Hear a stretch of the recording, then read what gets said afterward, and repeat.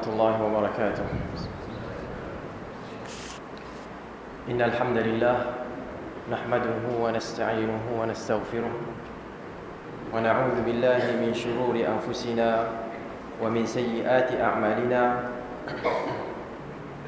من يهده الله فلا مضل له ومن يضلل فلا هادي له وأشهد أن لا إله إلا الله وحده لا شريك له وأشهد أن محمدا عبده ورسوله أما بعد فإن أصدق الحديث كتاب الله وخير الهدي هدي محمد صلى الله عليه وسلم وشر الأمور محدثاتها وكل محدثة بدعة وكل بدعة ضلالة وكل ضلالة في النار. Alhamdulillah, pertama sekali kita memanjatkan kesyukuran kepada Allah Azza wa Jalla yang telah mempertemukan kita pada malam ini di Masjid Ar-Rahim, Titi Tok Bandak, Perlis. Harapan saya makhraj saya itu betul kan?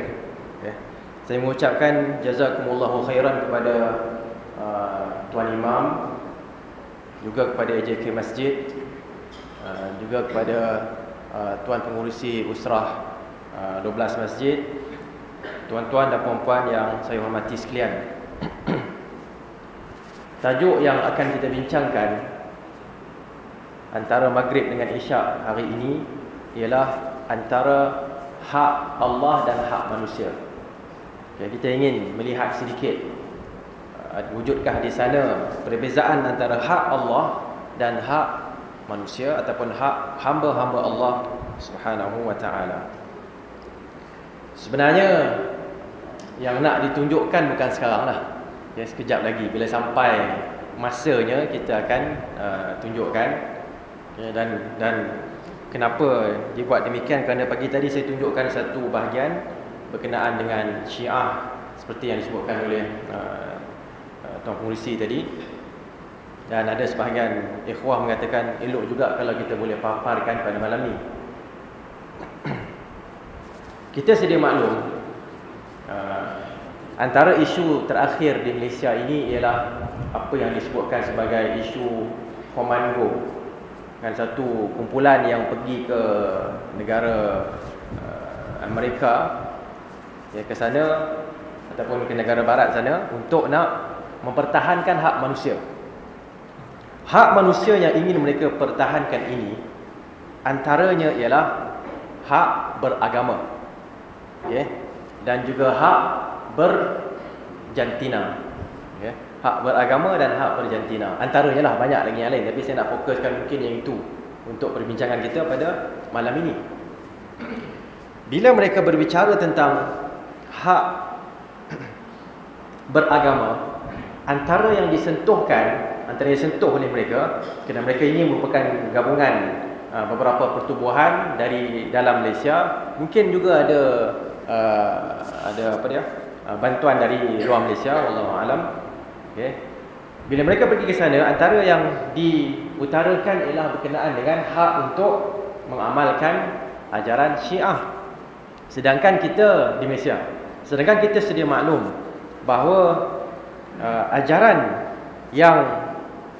agama yang menjadi agama persekutuan di Malaysia ialah agama Islam.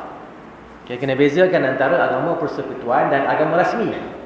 Kalau agama rasmi artinya untuk doa, okay, untuk apa lagi? Dan benda-benda yang rasmi lah, nak merasmikan doa. Jadi itu namanya agama rasmi. Tapi kalau agama persekutuan artinya agama yang merupakan agama bagi tanah persekutuan Malaysia ini ialah agama Islam. Okay. Segala usaha berhak dikeluarkan oleh kerajaan untuk mengangkat agama Islam. Dan dinyatakan di sana bahawa agama lain boleh diamalkan dengan aman. Okay, nak sesiapa yang agamanya bukan agama Islam, dia boleh teruskan dengan aman. Okay, so itu yang perlu kita faham sebelum kita teruskan. Okay. Cuma masalahnya sekarang ni ialah ada di kalangan golongan Syiah, bila di Malaysia ni ada kita dapati antara yang tegas ialah menteri di jabatan menteri Kementerian Dalam Negeri. Kan? Ini bukan isu semasa sebenarnya. Kan, ini bukan isu politik tidak, tapi saya nak sebutkan benda ini sebagai mukaddimah sahaja. Okay? Khususnya yang berkaitan dengan Malaysia. Kita dapati antara yang tokoh-tokoh sama ada politik ataupun tokoh agama yang tegas mempertahankan Ahli Sunnah wal Jamaah secara umum, okay? Dan secara khususnya berhadapan ataupun mendepani Syiah ialah Menteri KDN, Kementerian Dalam Negeri, okay? Datuk Seri Dr. Ahmad Zahid Hamidi. Dan di sana juga Menteri Agama ada menyatakan bahawa Syiah tidak boleh, tidak dibenarkanlah ataupun tidak dibenarkan untuk diamalkan. Secara umumnya begitu. Dan kita dapati secara umumnya juga jabatan-jabatan agama mereka bersama Ahli Sunnah wal Jamaah, okay, dalam erti kata yang umum, okay, dan mereka menentang gerakan Syiah. Mereka menentang gerakan Syiah. Baik. Khususnya sekarang ni bila ada penderahan di TV1, TV3 kan berkenaan dengan Syiah, markas mereka di Kedah, di Pendang. Jadi di situ gerakan makin rancak. Okay. Saya rasa Ahli Sunnah, khususnya para ustaz, khususnya para menteri, okay, dan juga pemimpin-pemimpin, mereka telah semakin sedar tentang bahaya Syiah. Okay. Jadi wujudlah di sana beberapa orang Syiah yang cuba mempertahankan. Mereka tulis surat satu masa dahulu, saya tak ingat berapa tahun lepas.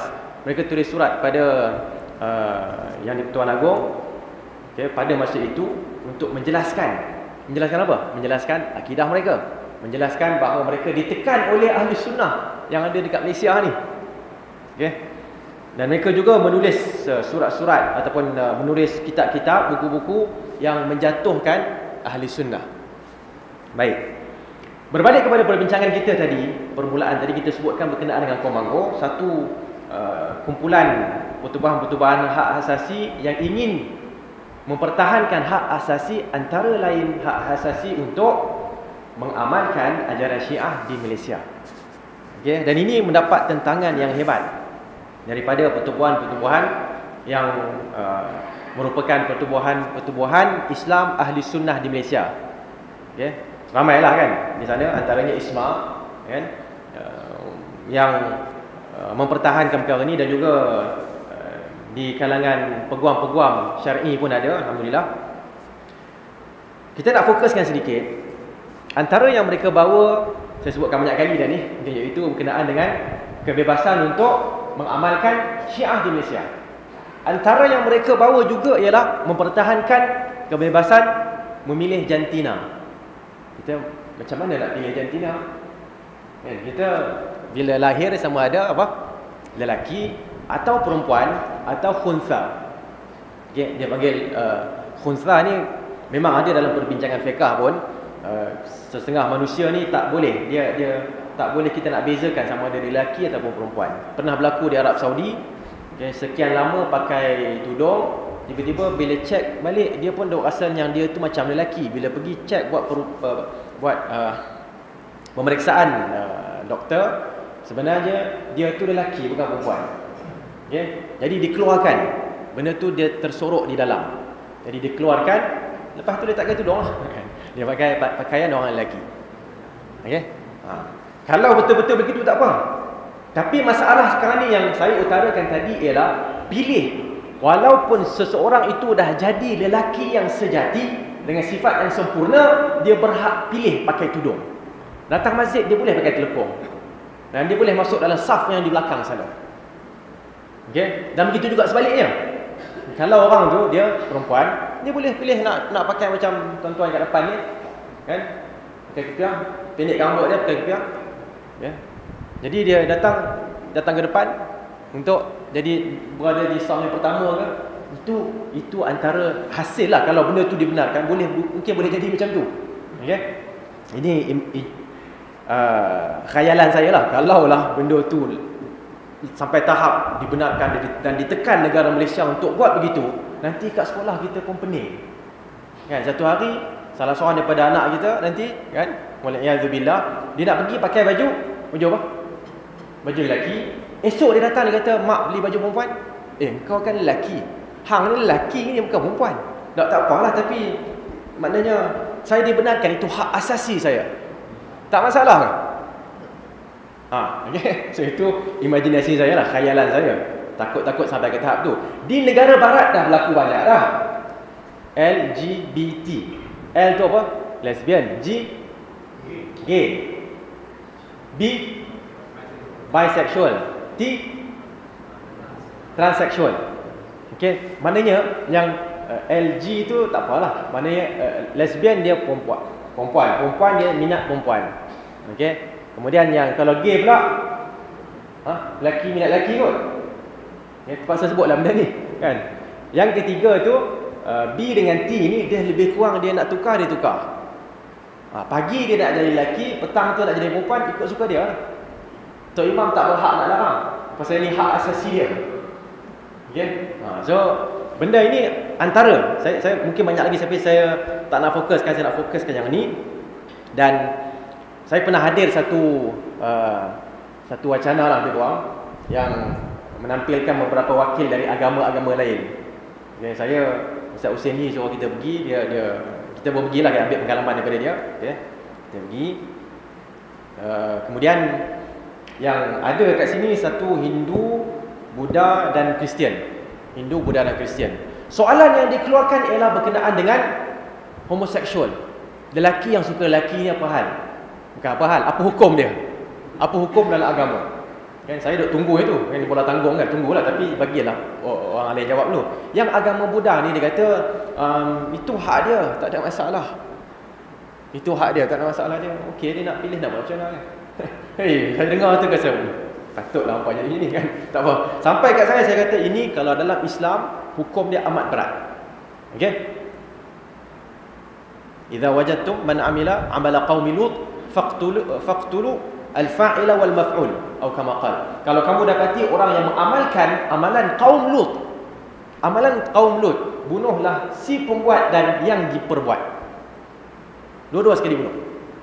Dan saya nyatakan di sini itu dari sudut hadis Nabi SAW. Dan situlah saya sebutkan bahawa agama Islam mencakupi semua perkara, daripada yang sebesar-besarnya menyembah Allah, beribadah pada Allah Subhanahu Wa Taala, kepada yang sekecil-kecilnya masuk tandas, masuk bilik air, dijelaskan dalam Islam. Takkan kawan ni tak dijelaskan dalam Islam? Tujuan saya nak bubuh kawan tu lah kan.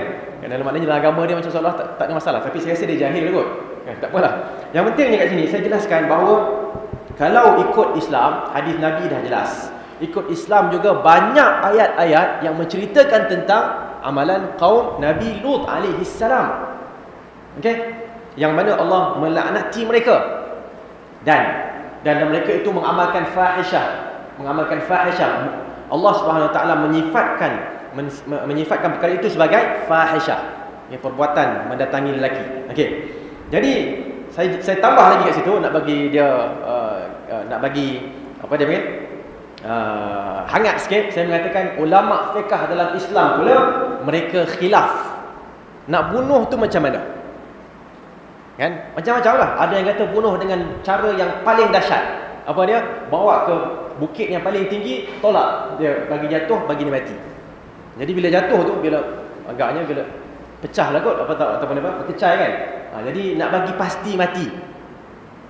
Okay, so itu adalah ketegasan yang ada dalam Islam. Okay. So dua perkara ni saya akan tekankan pada malam ni. Dan sebelum tu mungkin isyak kita pukul berapa? 8.12. Jam belakang betul 7.40 lebih kurang. So kita ada dalam sekitar setengah jam. Sebelum tu kita nak jelaskan di sini bahawa apa yang orang ramai di luar sana, orang kafir ni, cara mereka fikir tak sama. Dan kadang-kadang cara mereka fikir itu dia terbalikkan. Dia pusingkan. Contohlah kan, pakai tudung untuk perempuan. Okay, pada mereka, adakah ini satu perbuatan tamadun ataupun perbuatan ketinggalan zaman? Mana satu? Kita mereka mengatakan ini adalah perbuatan ketinggalan zaman. Mereka kata perbuatan pakai tudung ni ketinggalan zaman. Kenapa? Kerana sekarang ni wanita sepatutnya sama dengan lelaki. Mereka boleh bergerak ke sana sini. Kalau kita pakaikan mereka tudung, artinya kita telah pun menarik hak mereka daripada mereka. Okey, ini adalah apa yang akan dibuat oleh golongan-golongan kafir yang memusuhi agama. Baik. Masalahnya sekarang ni ialah tak apalah orang kafir tu qul ya ayyuhal kafirun. Kan kita rasa memanglah orang kafir ni akan adalah benda yang berbeza dengan Islam. Tapi yang kita risau ialah orang Islam yang ambil pandangan orang kafir dalam isu-isu ini. Orang Islam sendiri yang cakap. Ini masalah besar. Okey. Bila ada orang kafir yang mengatakan orang Islam teroris, pakai jubah ni, kan macam saya pakai, contoh-contoh pakai ni, kenapa mereka pakai jubah? Pasal mereka nak letak bom bawah jubah tu. Kalau pakai seluar biasa, tak nampak bom, susah nak simpan bom. Tapi kalau pakai yang tu senang. Macam-macam lah mereka akan buat untuk mengatakan Islam agama teroris, agama pengganas. Sedangkan siapa yang mengganas? Tengok peristiwa-peristiwa yang ada. Siapa yang mengganas sebenarnya? Orang kafir itulah, mereka dan sebagainya. Mereka lah yang mengganas pergi ke tempat-tempat Islam dan menjajah, membunuh dan sebagainya. Okey. Jadi kat sini, tuan-tuan dan puan-puan, jangan tengok apa yang orang cakap. Kita buat dan kita jelaskan. Dan memang kadang-kadang masalah kita ialah kita tak jelaskan. Masalah kita tak jelaskan. Okay, mungkin kelemahan kita sebagai orang Islam, dan iman tu pun dia naik, kadang-kadang dia turun. Okay, kadang-kadang bila turun tu nak naik susah, lambat dia nak naik. Okay? Jadi maksud saya kat sini, kadang-kadang ada juga orang kafir yang kawan kita tak jelaskan pun Islam kepada dia, tak pernah jelaskan. Okay? Saya terbaca satu kawan lah, Ustaz Jaafar, mungkin ada yang kenal kat sini. Dia kata dia pergi dari Penang, satu rombongan pergi ke Thailand. Yalah ke mana tak? Okay, naik bas tu, semua ustaz-ustaz pergi nak ziarah kat sana. Ustaz Ismail Lutfi rasanya. Bila sampai situ, bila mereka turun, driver ni orang kafir Cina. Orang Cina kafir. Mereka pun turun. Orang ustaz yang dari sana tu, bila tengok driver tu Cina, apa dia buat? Dia dah sambut ustaz-ustaz ni, dia pun pergi kat Cina yang driver ni, sembang. Okay, berbual, masuk macam mana tah, dia corner sikit, belok sikit, masuk tentang Islam. Cerita tentang Islam, setengah jam masuk Islam. Dan kawan ni daripada Penang, katalah Penang ke Yala, berapa jam? Saya tak tahu berapa jam. Kata letaklah 3 jam ataupun 2 jam. Tak sebut langsung. Satu bas, ustaz tak sebut langsung. Okey. Berbanding dengan seorang ustaz kat sana. Jadi wallahu alam, mungkin ini satu benda yang kita perlu lakukan. Fikirkan macam mana nak dapat skill ataupun nak dapat semangat untuk nak sampaikan kepada yang bukan Islam. Saya rasa orang Cina kalau kita cerita betul-betul, ramai yang akan terima. Tapi kita memang orang Melayu, memang satu antara sifat Melayu Malaysia. Kan, antara sifat Melayu Malaysia tak sama dengan Melayu Indonesia, Melayu Siam, Melayu Thailand, Melayu Singapura. Antara sifat kita ialah sifat malu tu lebih mengatasi yang lain-lain. Betul tak? Kan? Kalau angguk betul-betul jangan malu. Memang antara masalah kita ialah tak mengaku. Bila tak mengaku, kita tak bersedia nak mengubah diri kita. Okay, kita masa saya belajar pun, kebanyakan pelajar-pelajar Indonesia habis cepat. Kita ambil lambat. Cuti belajar, kita cuti betul-betul, kita tak belajar. Kan? Mereka bila cuti belajar 2 tahun, sebelum 2 tahun dah habis dah. Okay, kelemahan kita. Jadi ini mungkin antara benda yang kita perlu atasi. Okay? Dakwah bukan sahaja untuk ustaz yang bercakap, tetapi juga untuk orang yang mendengar. Dan kadang-kadang orang yang mendengar itu dakwahnya lebih daripada ustaz. Okay? Bila dia ada dia sebagai katalah engineer ke contohnya, bawah dengar rakan-rakan tu, dia boleh sampaikan. Dan tak rugi pun, tak ada orang akan marah kita kalau kita bagi kepada dia satu risalah tentang Islam. Dia tak marah. Buat kalau tak percaya. Saya pernah buat juga beberapa kali. Saya nak buat tu takut kadang-kadang. Iyalah, walaupun saya kita ustaz, kita ada ilmu, tapi bila nak buat tu kita rasa macam nak bagi ke tak nak bagi ni. Dan takut nanti dia marah kita apa semua. Bila bagi, senyum. Dia kata thank you. Dia bukannya kata kenapa ni? Oh, kamu meniaga dengan saya kerana nak sampaikan ni. Tak ada. Thank you. Ini yang tua sikit yang berniaga. Yang seorang satu hari saya turun kereta, datang seorang lelaki, dia nak tanya orang kat atas, pinjam telefon, saya tolong kan. Lepas tu tengok dia, kata ambil lah buku ni, jadi rujukan. Dia kata apa? Dia maki saya, tak, dia kata thank you lagi. Tengok. Okay, jadi kita cubalah letakkan risalah-risalah, carilah kat mana-mana, mungkin Jabatan Mufti ke mana ada risalah-risalah tentang Islam tu, jumpa je bagi. Okey. Itu satu benda yang kita perlu lakukan. Baik. Saya nak ceritakan di sini sedikit berkenaan dengan hak asasi, okey, dalam Islam. Sebenarnya Islam adalah agama yang paling hebat menjaga hak asasi manusia. Rabi'i bin Amir, salah seorang sahabat radhiyallahu anhu arda, dihantar oleh Rasulullah sallallahu alaihi wasallam ke negara Rom kalau tak silap saya. Okey, untuk membawa mesej Islam. Okey, dan Rasulullah pilih. Ini pun satu taktik, strategi. Bila nak hantar orang, hantarlah orang yang ada ilmu. Hantarlah orang yang ada, dia panggil credibility. Kan ada, bila tengok tu orang pun segan dengan dia. Okey, jadi dia pergi, bila ditanya kan, kamu orang Arab ni, kan, kamu mungkin datang agaknya nak cari duit kot, mungkin datang tak cukup makan kot, kan? Jadi dia kata tidak, ji'na linukhrijal ibad min ibadatil ibad ila ibadati rabbil ibad. Okey, antara riwayatnya mengatakan kami datang bukan untuk itu semua. Kami datang untuk mengeluarkan segala manusia, segala hamba yang ada ni, hamba Allah yang ada, daripada sembah di antara mereka kepada menyembah Allah, beribadat kepada Allah Subhanahu wa taala. Okay, ini adalah hak asasi yang pertama. Hak asasi dalam Islam yang Islam tekankan paling nombor satu sekali ini dia. Okay, dan inilah akan yang akan umat Islam akan ditentang kerana mempertahankan hak ini. Tauhid, monoteism. Okay, bahkan mana-mana umat Islam sebelum Nabi Muhammad. Umat Islam bukan Nabi umat Nabi Muhammad saja kan. Umat Islam daripada Nabi Adam hinggalah ke Nabi Muhammad alaihi wassalatu wassalam. Di kalangan orang Nasrani sendiri pun mereka ditentang, ditekan oleh Maharaja Rom selepas apa yang mereka katakan sebagai pembunuhan Nabi Isa.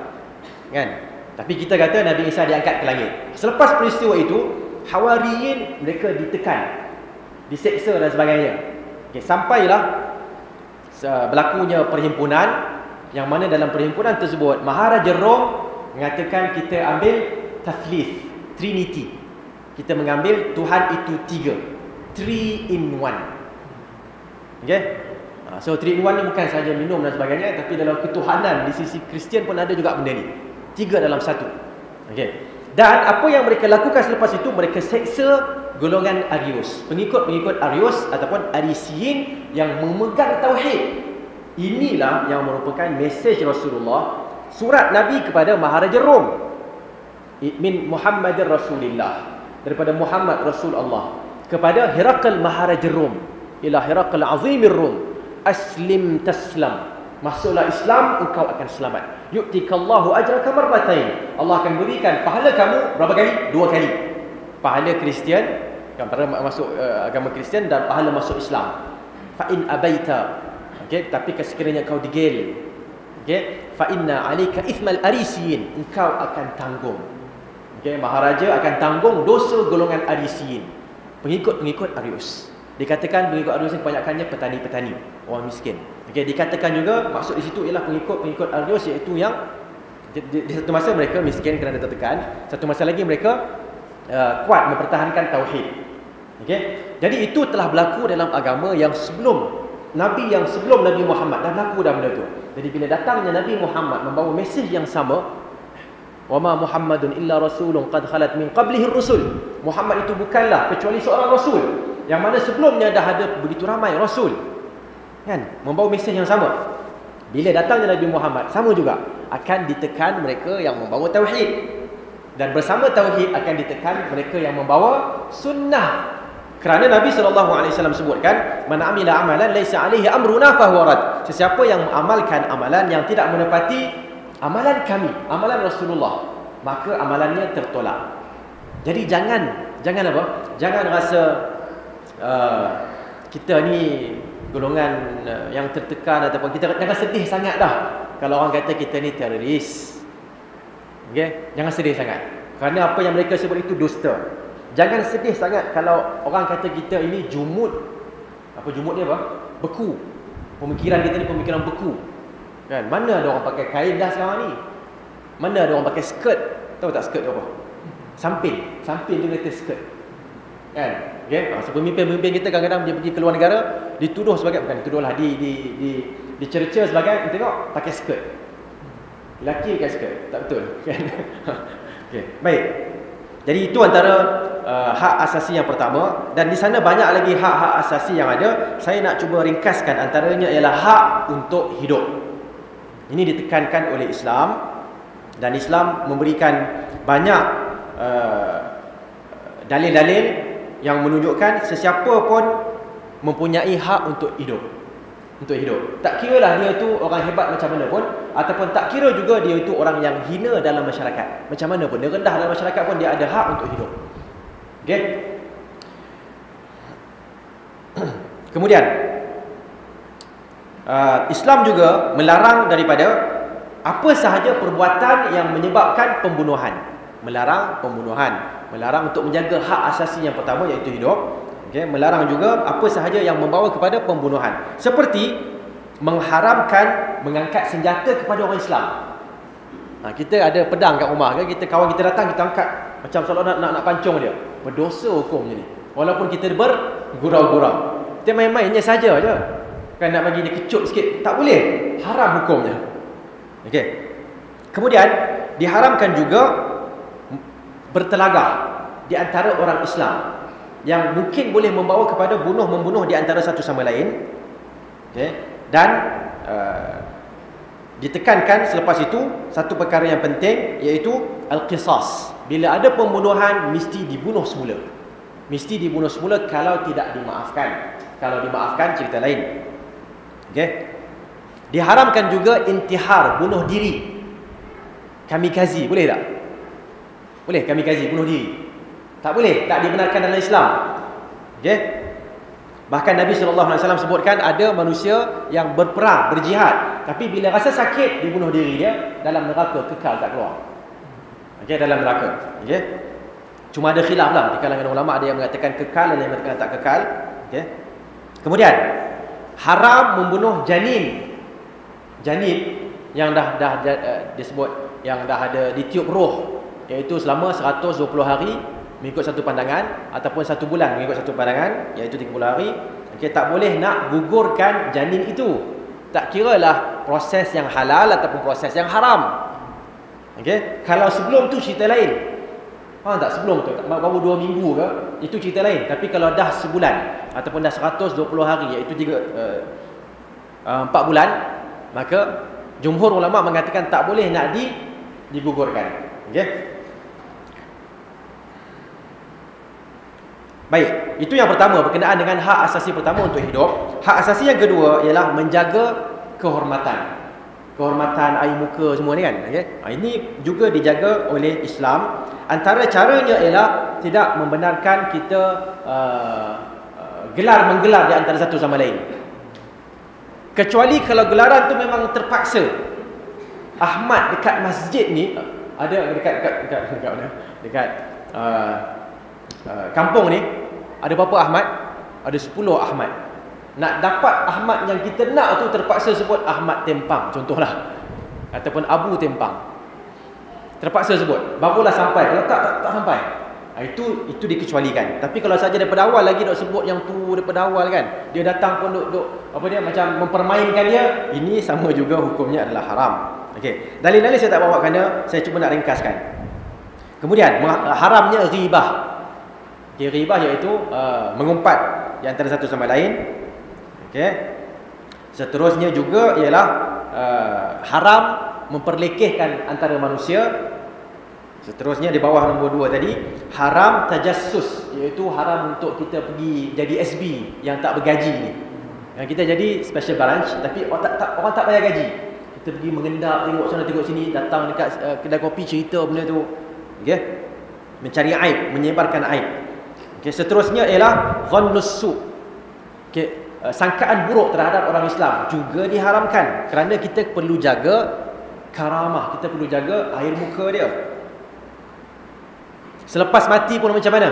Tetap lagi perlu dijaga. Bukan masa hidup kita tak kutuk dia, bila dia mati tu, masa ni lah kita nak kutuk dia. Pasal apa? Pasal dia tak boleh jawab dah.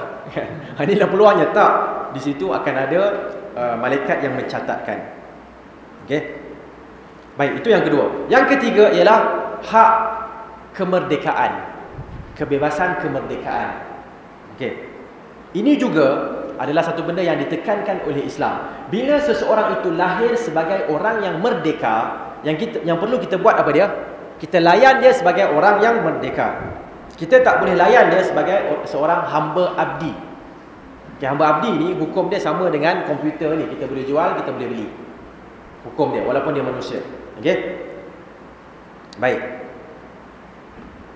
Masalahnya sekarang ni ialah bila kita berbicara tentang hurriyah ataupun tentang kemerdekaan, kadang-kadang orang apa? Salah faham. Saya bebas, saya merdeka untuk cakap apa sahaja yang saya nak. Boleh ke? Adakah begitu? Okay, sampai dia nak maki orang pun dia makilah. Pasal itu hak saya untuk bersuara. Di sini ada undang-undang yang diletakkan oleh Islam. Okey. Dan secara umumnya, kalau seseorang itu merupakan hamba, apakah tanggungjawab kita kepada dia? Boleh tak? Yelah, kita boleh jual dia. Okay, komputer ni contohnya, kalau komputer ini saya punya, boleh tak saya ambil? Ikut suka saya lah, saya hempaskan komputer ni. Boleh? Ini tuan-tuan punya kan ni, apa ni, skrin ni. Boleh tak kita datang ambil pisau, kita koyak-koyakkan? Boleh tak?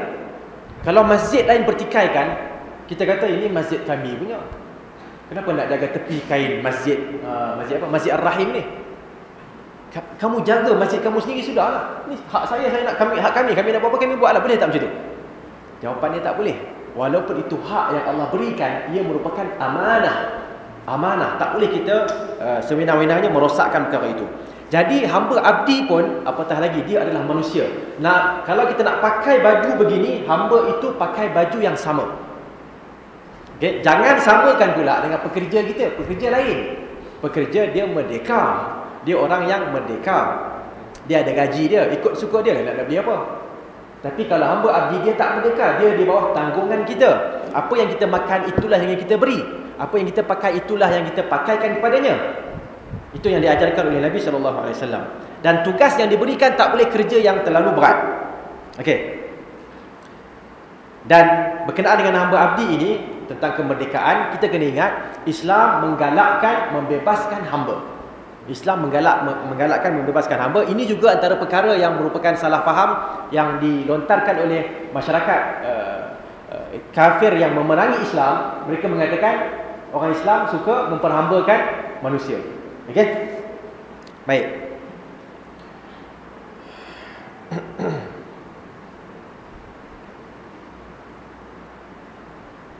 Kita ada masa dalam sekitar 15 minit lagi lebih kurang. Saya nak tambah sedikit perkara ni, kemudian kita akan terus pergi kepada hak asasi yang dicuba dipertahankan oleh mereka, iaitu berkenaan dengan apa? Berkenaan dengan Syiah ni. Kita akan tengok sebentar lagi lah, sabar sekejap lah. Okay. Antara hak yang ada ialah hak untuk mengajar dan hak untuk belajar. Dan ini hak memang untuk semua, sama ada lelaki ataupun yang perempuan. Dan kita semua tahu bahawa ilmu di sisi Islam adalah satu perkara yang cukup penting. Okey? Hak yang seterusnya ialah hak memiliki. Yang kita nak memiliki sesuatu. Okay, tidak seperti saya pernah pergi ke China, di sana ada sampai kadar tertentu jadi hak kita. Lebih daripada itu terus jadi hak kerajaan. Okey? Lepas mati itu kerajaan ambil. Dia macam tak boleh nak diwariskan. Ini sistem komunis. Ya, walaupun dah banyak mereka berubah lah. Okay, tapi dalam Islam tak ada masalah. Nak jadi kaya macam mana pun jadilah. Tapi jadi kaya yang saleh. Kaya yang saleh ni seperti Uthman radhiyallahu anhu arda, bila ada keperluan, beliau akan sedekahkan keseluruhan harta perdagangan. Cuba bayangkan, seluruh harta perdagangan yang datang, katalah kita kontena, ada berapa kontena? 100 kontena yang datang adalah untuk umat Islam. Cuba bayangkan. Tak takut pun nak jadi muflis, tak takut pun nak jadi miskin, fakir. Malangnya mungkin ada di kalangan orang kafir, bila susu tak boleh nak jual, dia buat apa? Dia buat apa? Curah gitu je susu tu. 5 kontainer dicurah gitu je. Itu satu kemalangan lah kan. Kemalangan yang lebih besar, malang yang lebih besar ialah orang Islam ikut yang sama. Syarikat Islam buat susu. Kan tiba-tiba bila susu tak boleh jual, dia buat apa? Buat apa? Curah benda tu. Sungai semua jadi warna putih. Sepatutnya dia kena pergi kepada yang kedua, iaitu sedekahkan, pergi kampung mana-mana bagi, ambil. Saya tak boleh jual, nak buat macam mana, ambil lah. Itu sepatutnya yang dibuat oleh orang Islam. Okey. Kemudian apa lagi yang boleh kita nyatakan di sini? Saya rasa itulah sekitar ataupun seputar sedikit sebanyak berkenaan dengan hak-hak yang dibenarkan dalam Islam. Sekarang ni kita nak tengok. Adakah Syiah ini berhak? Adakah Syiah tu antara yang diutarakan oleh kaum Manggu tu ialah tentang Syiah. Kan, mereka ni takkanlah di Malaysia ni orang Buddha boleh amalkan agama Buddha. Okey, orang apa? Orang Hindu boleh ada dia punya kuil dia. Takkan Syiah tak boleh ada masjid sendiri? Masjid India pun boleh. Kan? Takkan masjid Syiah tak boleh? Masjid India boleh, masjid Iran je bukan apa pun. Kenapa tak boleh? Okay. Kami pun Islam juga. Dia katalah, kami pun Islam juga. Okay, jadi wakil-wakil yang pergi mengatakan, kenapa Malaysia berat sebelah? Kenapa agama lain yang lebih dahsyat tu boleh dibenarkan, tetapi Syiah yang merupakan sebahagian daripada Islam, apa? Kenapa ditekan? Kita tengok ni, adakah mereka benar-benar seperti yang disebutkan? Saya tak tahulah, mungkin keluar ke tak keluar, insya-Allah keluar kot, kan? Okey.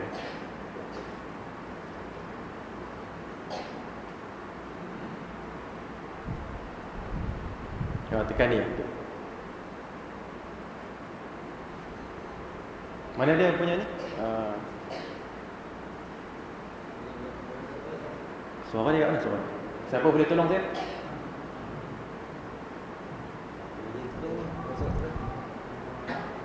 Kenapa dia tak bunyi?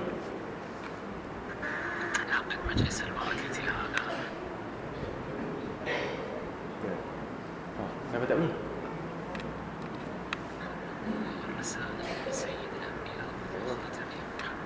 Ini bukan salah saya, jangan marah saya.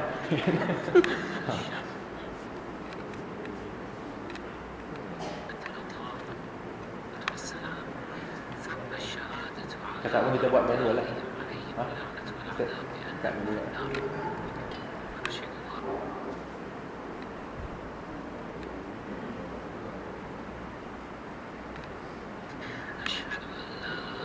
Tak, mana dia bunyi?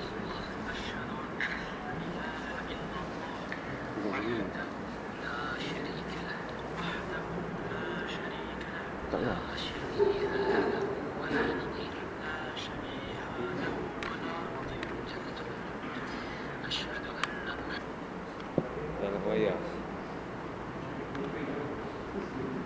Siapa yang ada kepakaran tu tolong tampil ke hadapan, boleh? Jangan malu, dia tak boleh malu bab ni.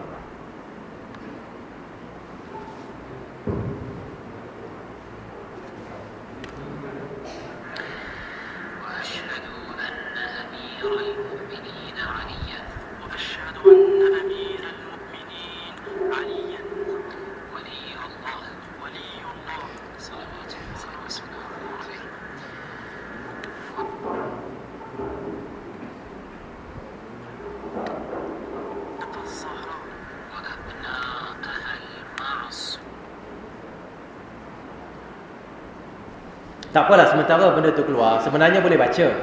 Okay, tuan-tuan boleh baca kat sini ya. Tengok Ini saya rasa ada di kalangan ikhwah-ikhwah kita dari Indonesia kalau tak silap. Okey. Boleh baca kat dah. Syahadah Syiah berikut ini harus mengakui Ahlul Bait, manusia maksum sebagaimana layaknya Nabi, dan mengutuk Abu Bakar, Umar, Uthman, Aisyah dan Hafsah, serta menegaskan bahawa mereka kekal di neraka. Okey, ini satu majlis yang mereka dilakukan oleh pakcik ni ataupun syekh ni lah, kan, nama dia Yasir Al-Habib. Okay, Yasir Al-Habib ni kita boleh baca kan? Boleh baca sambil-sambil tu. Saya sebut tu sementara nak keluar perkataan tu. Dia ni salah seorang pendakwah Syiah yang hebat lah. Muammam yang pakai serban. Okay, dia sebutkan itu. Di Kuwait.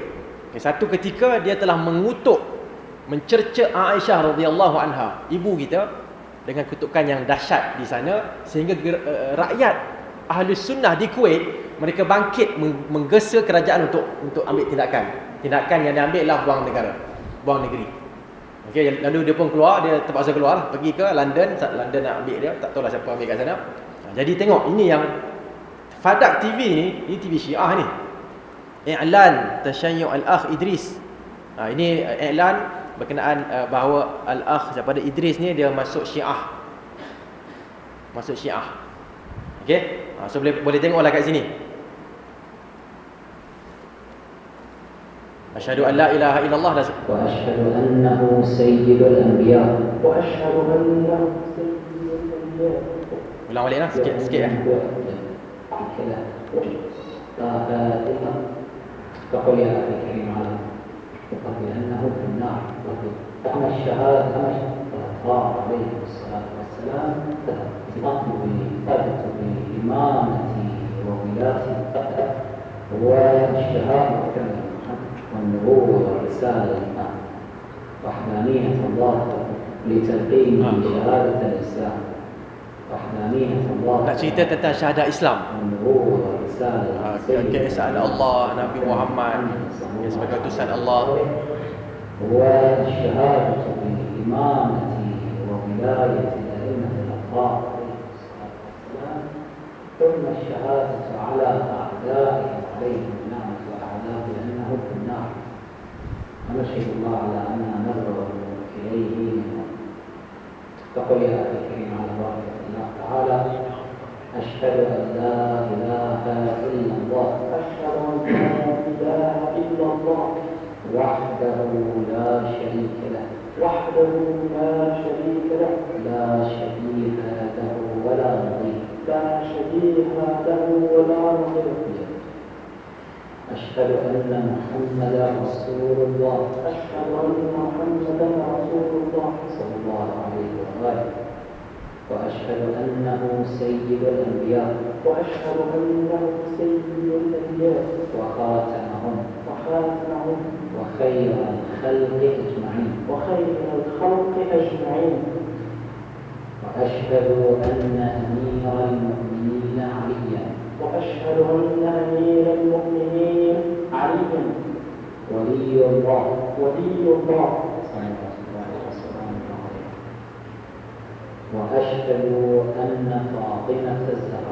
وأشهد أن فاطمة الزهراء وأبناءها المعصومين حجج الله أشهد أن أبا بكر وعمر وعثمان وعائشة وحفصة في النار أبرأوا إلى الله وإلى رسوله من أبي بكر وعمر وعثمان وعائشة وحفصة وسائر أعداء أهل بيت رسول الله رسول الله صلى الله عليه وسلم. صلوا على محمد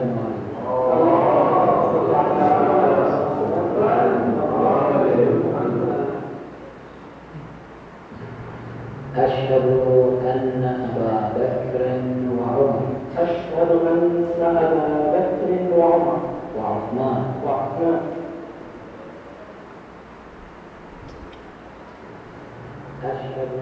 Okey, jelas Jelas tak? Okey. Siapa yang tak jelas lagi benda ni? Pasal saya nak huraikan sikit. Secara umumnya kat sini nak masuk Islam sebenarnya apa dia? Nak masuk Islam apa dia?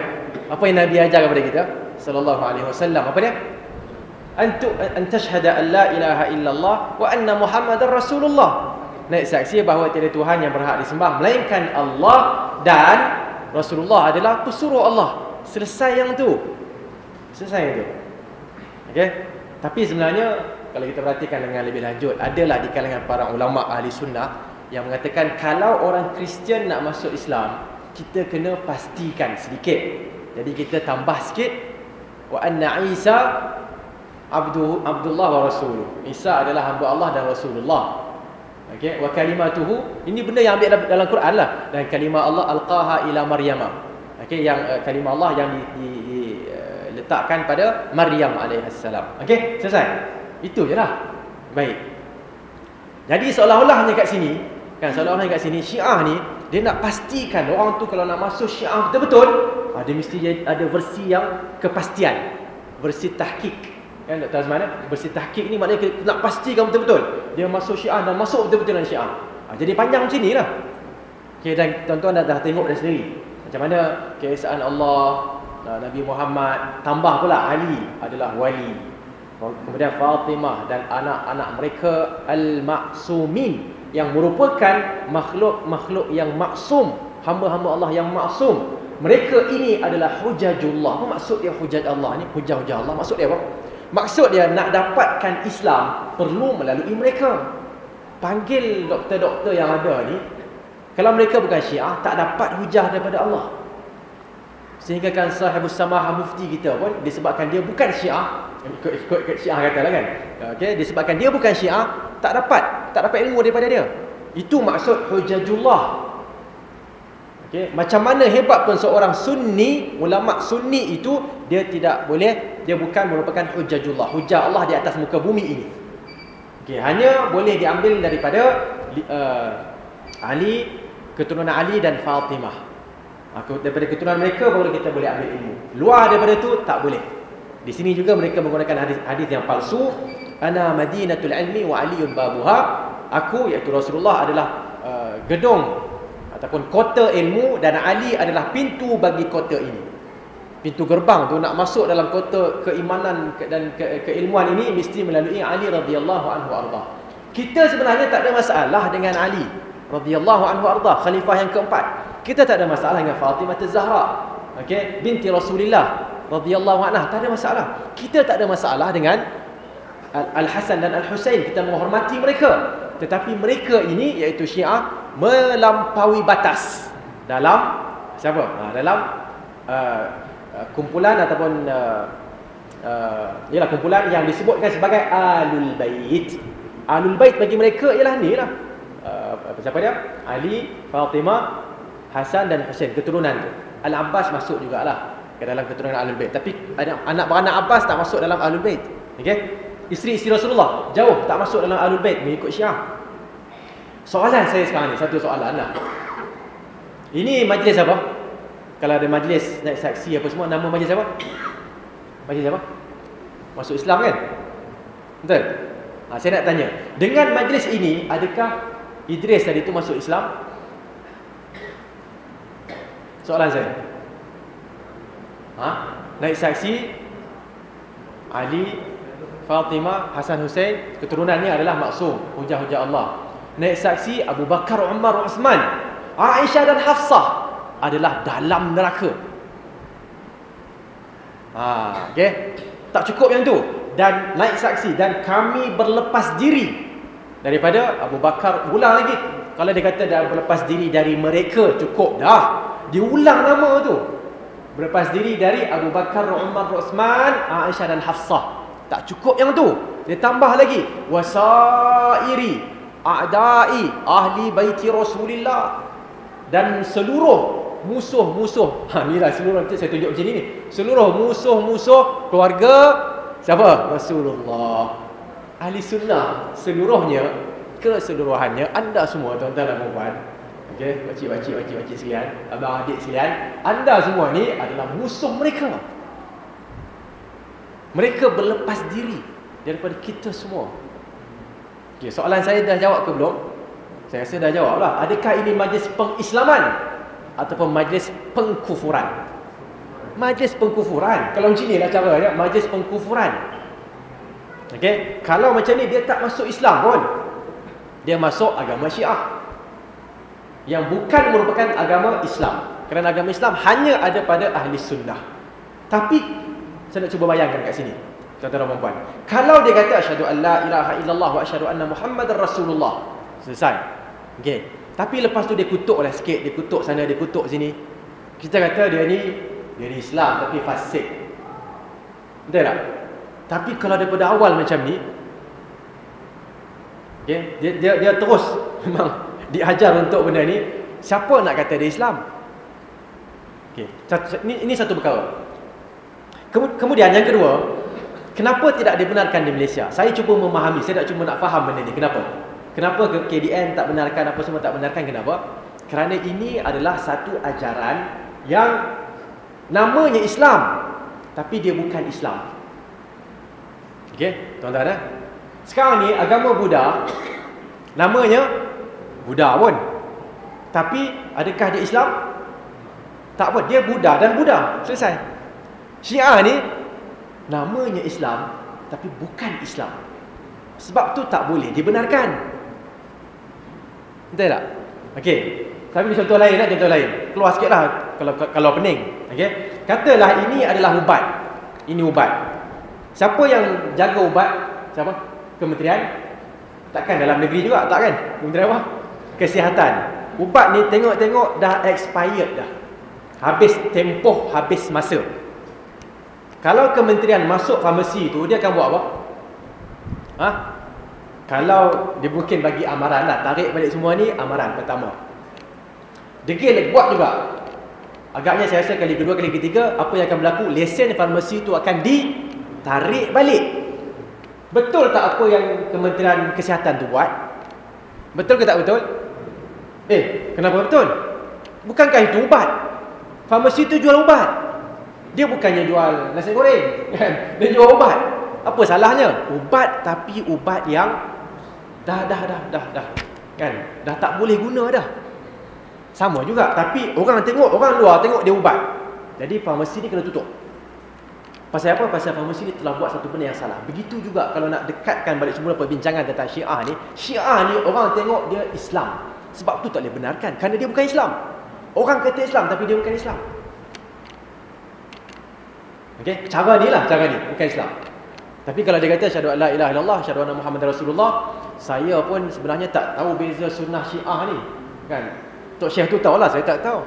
Ni kalaulah orang Iran datang, okey, kita jumpa dia, kita tanya dia, kenapa ataupun orang Malaysia pergi ke Pendang ke, dia ikut-ikut gitu je, dia panggil Syiah Syiah Jadian. Syiah Jadian. Dia bukan hantu pun kan, tapi dia buat macam hantu kan. Dia bukan Syiah pun, tapi dia pergi je majlis-majlis ni. Dia tanya dia, kamu ni nak ikut Syiah ke? Tak, Syiah tak boleh. Tapi saya ikut je lah, apa salahnya? Bukan apa pun. Budaya je. Okey, yang ni kita tak ada nak kafirkan dia. Sebab tu saya sebut dulu kan, nak kafirkan ulama mereka. Dan orang awam yang ikut ulama mereka. Tapi orang awam yang tak ikut ulama mereka, jangan kafirkan. Okey, ini adalah fatwa ataupun pandangan Syekh Abdul Aziz bin Baz, Mufti Arab Saudi. Bezakan benda tu. Okey, jadi kalau orang awam ikut, memang dah ikut dah. Tanya dia Aisyah macam mana? Dia kata Aisyah kafirah. Aisyah dalam neraka, kekal kafir. Kita kata dengan itu anda jatuh kafir. Selesai. Okay, tapi nak jelaskan dulu, boleh lah jelaskan. Tak, sebenarnya Aisyah tak kafir. Aisyah isteri Rasulullah, ummul mukminin. Allah sebutkan wa azwajuhu ummahatuhum. Kalau dah jelaskan itu, dia degil juga, maka selesailah kamu kafir dan tak ada kaitan dengan Islam. Okey? Jadi itulah yang saya cuba fahamkan, nak fahamkan diri saya kenapa kerajaan Malaysia bersungguh-sungguh. Okey, kenapa kerajaan Malaysia bersungguh-sungguh? Kerana ini adalah dipanggil musuh dalam selimut lah. Kan, musuh dalam selimut ni orang tak kata musuh pun. Orang kata kawan, tapi dia adalah musuh. Lebih kurang hukum dia seperti hukum munafik. Tapi munafik ni dia lain sikit lah. Dia macam mana? Orang munafik zaman Nabi SAW, okay, mereka menzahirkan Islam. Yang dizahirkan pun sama macam Nabi zahirkan. Yang ini tak. Yang dizahirkan tu lain daripada apa yang dizahirkan oleh Islam. Tapi dia mengaku dia tu Islam. Bahkan ramai orang kafir akan kutuk Islam, kita ahli sunnah ni, kerana apa? Kerana Syiah. Ya, kamu kutuk Syiah, jangan kaitkan dengan sunnah. Islam, kamu semua kan Islam. Dah, tak sama. Lain. Okay? Jadi saya rasa kita perlu banyakkan doa kita, khususnya bila balik nanti, siapa-siapa yang sembahyang malam tu, sebelum tidur ataupun tak boleh tidur ke malam ni, fikir tentang Syiah sampai tak boleh tidur contohnya, angkat tangan, doa, minta daripada Allah supaya selamatkan Malaysia daripada gerakan Syiah ni. Okey? Yang ni satu lagi ni. Lepas tu kita boleh berhenti lah kot.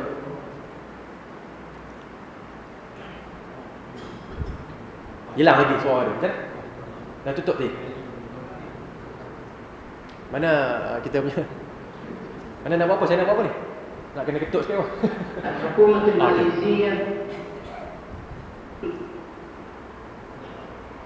أنا أسائل حكومتنا الموقرة وبرلماننا الموقر. Okey, saya ingin saya terjemahkan terus ya, bahasa Arab. Okay, saya ingin ini bahasa dia sekarang ni, bukan bahasa saya. Saya ingin mempersoalkan negara-negara kita, okay, dan juga parlimen yang ada dalam negara itu, negara kita. الحكومة الماليزية هي الحكومة الأولى في الدهر التي أعلنت رسميا كفر الشيعة. Okey, dia kata negara Malaysia negara yang pertama yang mengiklankan Syiah itu kafir. Okey. بكل صلافة وبكل قبح، مع أن الخارجية العراقية لم تستنكر أبدا ولم تبقي أي موقف من هذا. Okey. Dan dia kata secara jelas Malaysia buat begitu. Okay, cuma masalahnya ialah Kharijiyah Iraqiyah, maksudnya Kementerian Luar Negara, luar negeri Iraq tak pula membantah perkara ni. Okey. So kita faham bahawa dia ni orang Iraq lah. ومع أن السفارة الماليزية لم تستدعى ولم يبادر رفع العتب، ومع أن الشركات الماليزية تسرح وتفرح بمشاريع العراق. Okey, dia kata kenapa tak ada bantahan daripada Iraq, sedangkan tak dipanggil, embassy Malaysia tak dipanggil. Okey, sedangkan syarikat-syarikat Malaysia banyak di Iraq ni. So kita dah faham sekarang ni. Okey, bila Saddam Hussein jatuh, yang menguasai ataupun yang tersebar kat sana adalah Syiah. Dan saya di UKM, saya rasa beberapa tahun lepas datang seorang pensyarah tu pensyarah UIA, tapi dia asal daripada Iraq. Bila dia datang tu dia cerita, kawan saya cakap pada saya, engkau Rahim nama dia, engkau keluar daripada sini, aku tengok kau esok aku bunuh kau. Kawan dia tu pensyarah sama, Syiah lah, tapi disebabkan kawan tu, kau keluar hari ni ya, hang keluar malam ni, hang kena keluar. Kalau hang tak keluar malam ni, esok aku bunuh hang. Cuba bayangkan. Maknanya masih lagi lah dia ada simpati sikit lah, kan? Dia keluar lari, duduk esok kena bunuh, ambil lari kan. Okay? Dan bila Iraq ni bila dia jatuh kan, siapa yang ziarah mula-mula sekali? Presiden Iran. Presiden Iran memanglah jelas-jelas akidahnya Syiah, memberi sokongan dan bantuan. ومع أن الكثير من الميزان التجاري مخصص إلى ماليزيا. Dan dia kata lagi, sedangkan banyak urusan-urusan perniagaan dikhususkan kepada Malaysia. Kenapa kita tak protes? Okay? وماليزيا هذه تكفر أغلبية الشعب العراقي. Okey, dan dia kata Malaysia ini mengkafirkan kebanyakan rakyat Iraq. Dia cakap lah kan, kita tak buat begitu pun, dia cakap kan?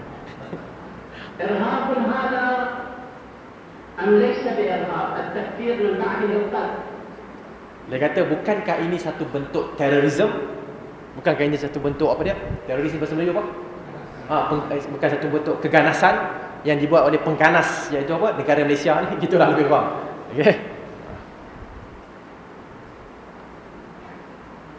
ولا أدري كيف بلغت الحكومة الماليزية هذا الانهيار الدبلوماسي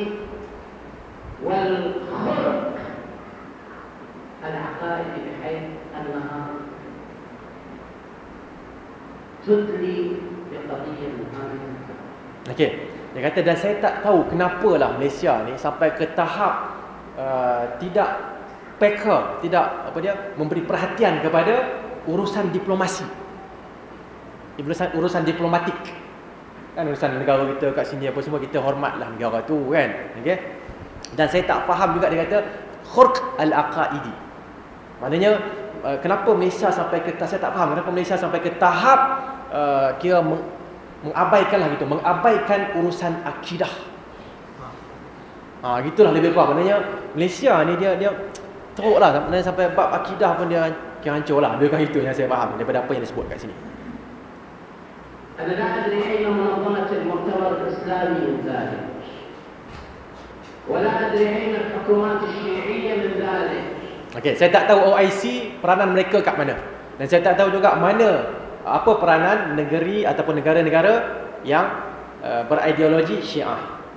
ولا أدري أين الشيعة من ذلك. الذي أدري أن عدم الوقوف أمام هؤلاء وأمثالهم سيجعل الآخر يتمادى ويطغى ويزيد على ما فعل. Okey, dan saya tak tahu Syiah buat apa. Tapi yang saya tahu kalau kalau kita tidak menghadapi perkara ini, apa yang dibuat oleh negara Malaysia ni lah, okay, perkara ini akan menyebabkan mereka melampaui batas. Akan menyebabkan Malaysia melampaui batas. Okey. Selesai lah kot kat situ. Lebih kurang itu, ini adalah berkenaan dengan isu bila KDN keluarkan, okey, dan Menteri Agama pun nyatakan pendirian tentang Syiah. Kita dapati responnya kan, khususnya saya rasa lepas JAIS tangkap Jabatan Agama Islam Selangor kan, tangkap Husainiyat banyak dekat Selangor ni. Okey, Husainiyat ni maksudnya markas Syiah. Maka di situ orang-orang Syiah dah mula bersuara kat luar sana. Okey, tuan-tuan dan puan-puan kan. Saya nak sebut satu benda lah. Kan tadi saya mula-mula saya ada sebut masjid apa? India. Kan apa salahnya masjid Iran? Betul tak? Okey, kat sini saya nak jelaskan. Masjid India Ahlus Sunnah. Mazhab dia Hanafi. Kalau kita terlewat sembahyang, kita pergilah dekat jalan Masjid India, terlewat sembahyang asar, Khalid beli baju apa semua, buku ke apa, sejam lepas tu dengar azan. Ni azan apa ni? Maghrib ke? Cepat awak kat KL ni cepat sangat. Tak, itu adalah azan asar di sisi mazhab Hanafi, Masjid India.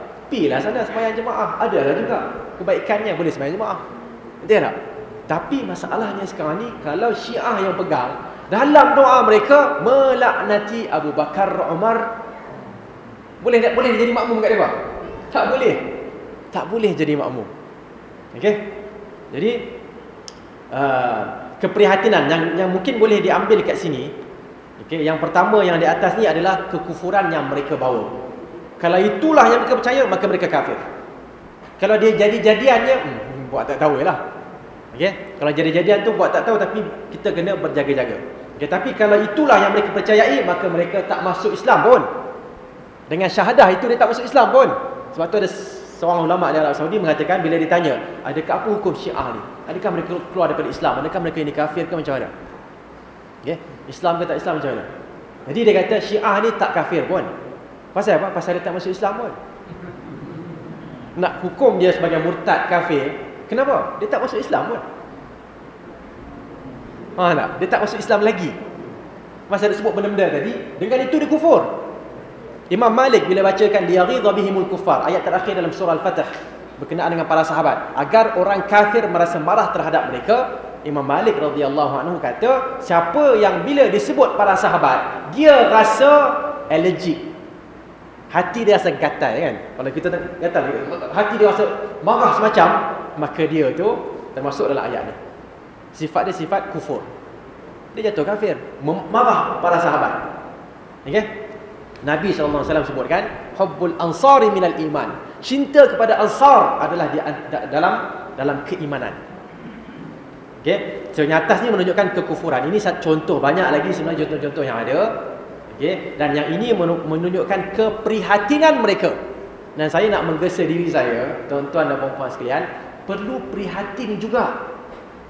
Kita perlu prihatin. Kalau kita tak prihatin, artinya jabatan mufti ada, jabatan mufti lah buat kerja, kenapa saya nak buat kerja? Okey, ustaz ada, ustaz lah kena jaga kat UKM sana.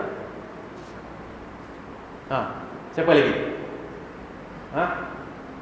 Siapa-siapalah kan majlis agama. Mereka lah jaga, kenapa kan kita nak jaga? Tak, setiap orang kena jaga. Setiap orang, tuan-tuan dan puan menanggung beban amanah ini. Okey, saya rasa itu sajalah untuk malam ni berkenaan dengan hak Allah, dan antara hak Allah dan hak manusia. Kita di sisi ajaran Islam Ahli Sunnah wal Jamaah, kita mendahulukan hak Allah. Okey, alladzina dzalikal kitabu la raiba fihi alif lam mim. Dzalikal kitabu la raiba fihi hudal lil muttaqin alladzina yu'minuna bil ghaib wa yuqimuna as-salah. Okey, wa mimma razaqnahum yunfiqun. Okey. Apa ciri pertama? Ciri pertama bukannya solat. Ciri pertama ialah beriman dengan perkara gaib. Itulah dia yang Nabi sebut. Naik saksi asyhadu an la ilaha illallah, perkara gaib. Wa asyhadu anna Muhammadar Rasulullah, perkara gaib. Bukan, ialah zaman Nabi hidup, Nabi nampaklah, tapi beriman dia adalah, baginda adalah pesuruh Allah, ini gaib. Mana kita nampak Jibril turun? Tak nampak. Sahabat pun tak nampak. Kita lagi lah, Nabi Muhammad kita tak nampak. Okay, Jibril pun kita tak nampak. Perkara gaib. Lepas tu baru beriman. Betul tak? Okay, kat sini kita kena pertahankan perkara ni. Setiap seorang menanggung beban ini. So balik ni, kalau tak tidur pun dah buat macam mana kan? Memang kita patut fikirkan macam mana nak pertahankan anak-anak kita.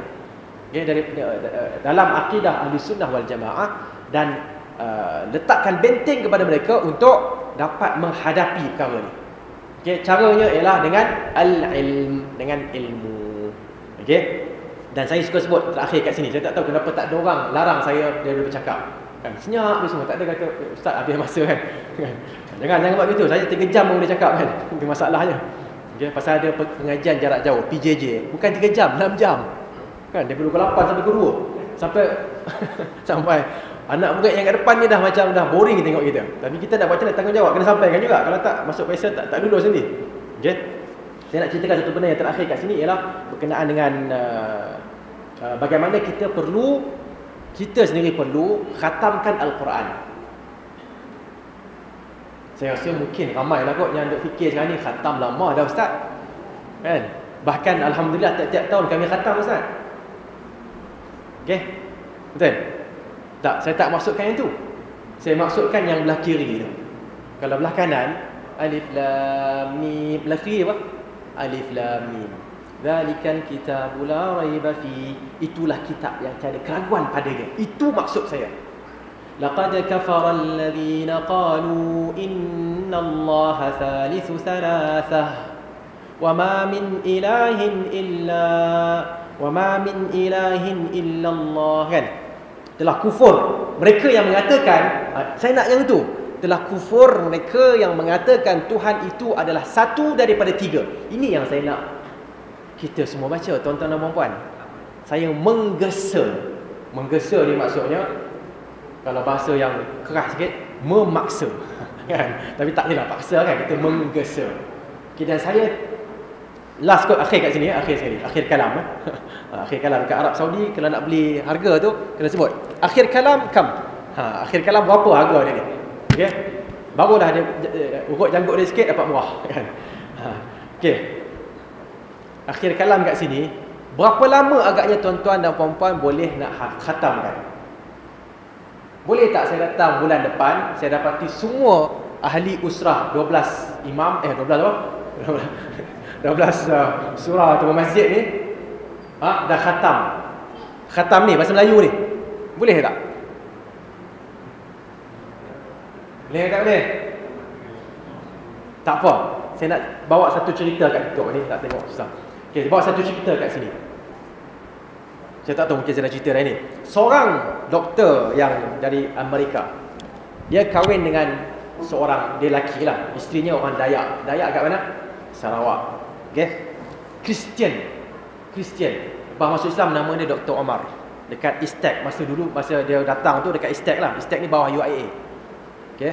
Biasalah bila dia pergi ke Darul Fitrah ni, kami akan tanya soalan yang cekumas biasa kan. How did you become a Muslim? Macam mana doktor masuk Islam? Jadi saya yang kira ustaz kat situ, ustaz boleh bagi dia masa setengah jam boleh kot kan. Kita nak jaga masa kan. Dia pun cakap setengah jam, lepas tu dia berhenti. Tak habis cerita dia. Dia tambah setengah jam lagi. Dia cerita lagi. Saya nak ringkaskan cerita tu. Dia kata satu hari dia bagi ceramah, sermon, khutbah dekat gereja. Masa tu ketua padri tak ada, tuan imam tak ada kan. Ketua padri tak ada. Dia kata apa? Perayaan Christmas adalah bid'ah. Dia tak sebutlah bid'ah, tapi dia kata tak ada dalam agama Kristian yang asli. Ambil daripada luar, ambil daripada agama pagan, agama apa? Agama syirik. Dia cerita jelaskan dengan fakta semua senyap. Lepas tu anak ketua padri bangun dan mengatakan apa yang doktor sebut itu benar. Dia dengar tu dia ingatkan orang nak marah. Dia benar, dia gembira lah. Balik tu esok ataupun malam yang sama, wakil padri datang. Doktor nak datang esok dan seterusnya ke gereja, tak ada masalah, silakan. Tapi nak bagi ceramah tak boleh dah. Artinya doktor kena gam.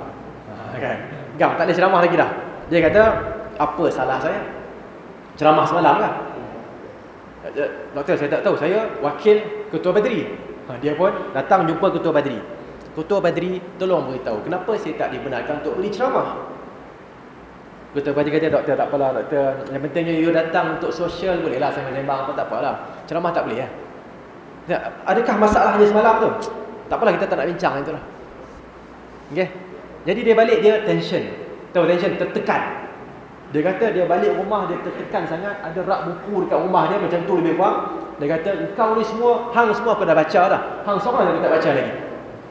Dia keluarkan apa? Terjemahan Al-Quran. Dia kata bila dia beli benda tu, lama dah dia beli. Tapi kenapa semua tu dia baca, yang tu dia tak baca? Kerana ni orang Islam punya baca buat apa? Khurafat semua ni, betul tak? Nak beli pun murah, pasal murah dia beli tu, dia simpan situ. Tapi tension, kadang-kadang orang yang suka membaca, bila dia tension dia makin baca lagi. Orang yang suka makan, bila dia tension dia buat apa? Makan lagi. Dia gini, dia jenis yang baca. Dia ambil tu dia baca. Ini soalan saya nak tanya.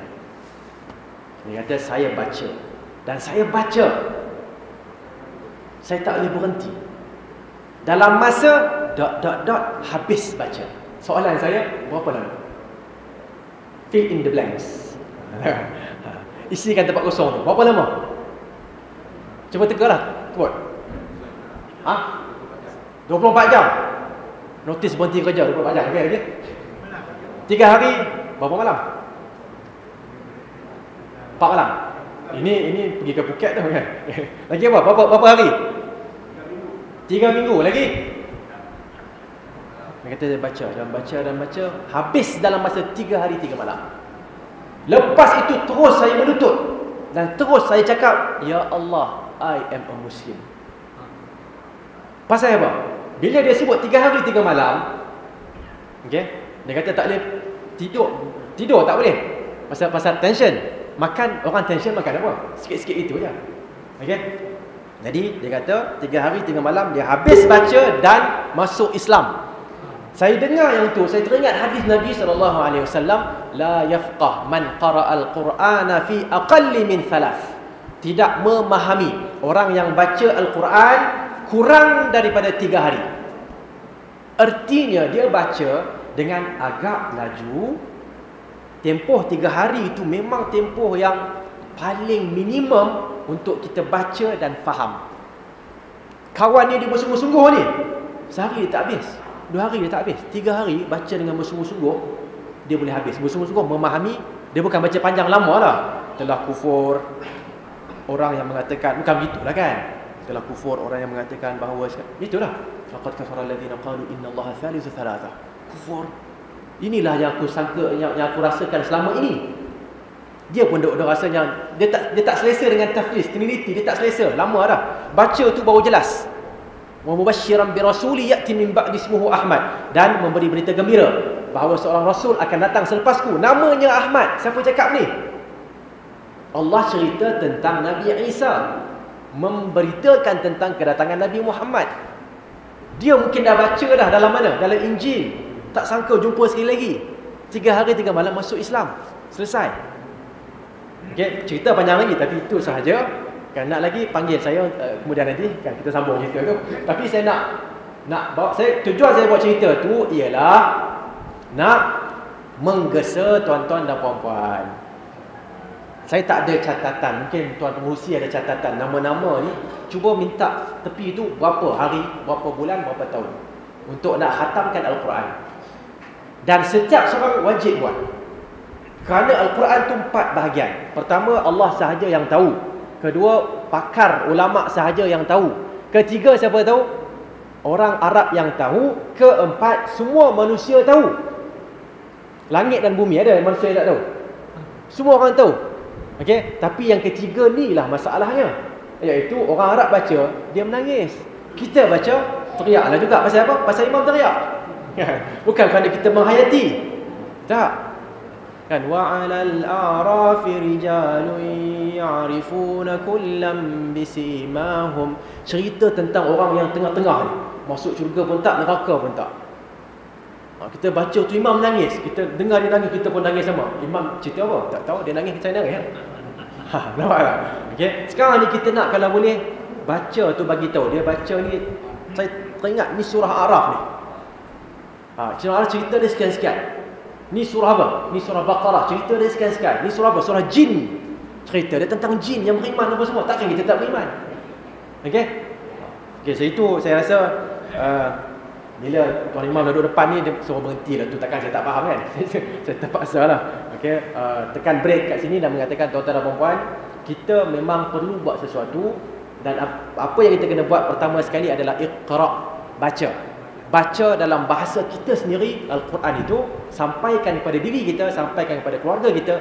Dapat baca yang ni, insya-Allah siapa pun datang, kita boleh pertahankan akidah kita. Okey? Allah alam, saya itu saja yang boleh saya sampaikan.